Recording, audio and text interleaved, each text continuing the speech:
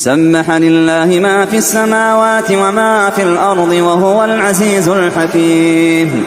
يا أيها الذين آمنوا لم تقولون ما لا تفعلون يا أيها الذين آمنوا لم تقولون ما لا تفعلون كبر مقتا عند الله أن تقولوا ما لا تفعلون إن الله يحب الذين يقاتلون في سبيله صفا كأنهم بنيان مرصوص. وإذ قال موسى لقومه يا قوم لم تؤذونني وقد تعلمون أني رسول الله إليكم فلما زاغوا أزاغ الله قلوبهم والله لا يهدي القوم الفاسقين. وإذ قال عيسى ابن مريم يا بني إسرائيل إني رسول الله إليكم مصدقا لما بين يدي من التوراة ومبشرا برسول يأتي من بعد اسمه أحمد فلما جاءهم بالبينات قالوا هذا سحر مبين.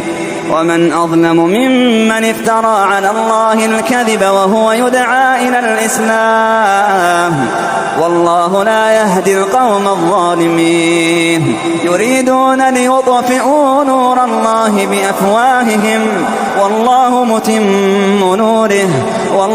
متم نوره ولو كره الكافرون. هو الذي أرسل رسوله بالهدى ودين الحق ليظهره على الدين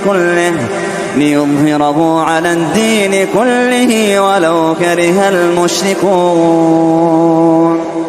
يا أيها الذين آمنوا هل أدلكم على تجارة تنجيكم من عذاب أليم تؤمنون بالله ورسوله وتجاهدون في سبيل الله بأموالكم وأنفسكم ذلكم خير لكم إن كنتم تعلمون. يغفر لكم ذنوبكم ويدخلكم جنات تجري من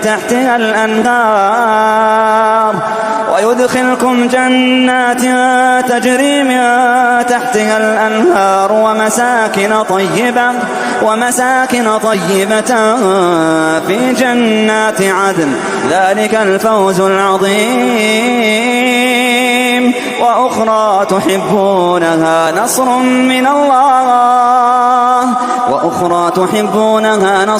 من الله وفتح قريب وبشر المؤمنين.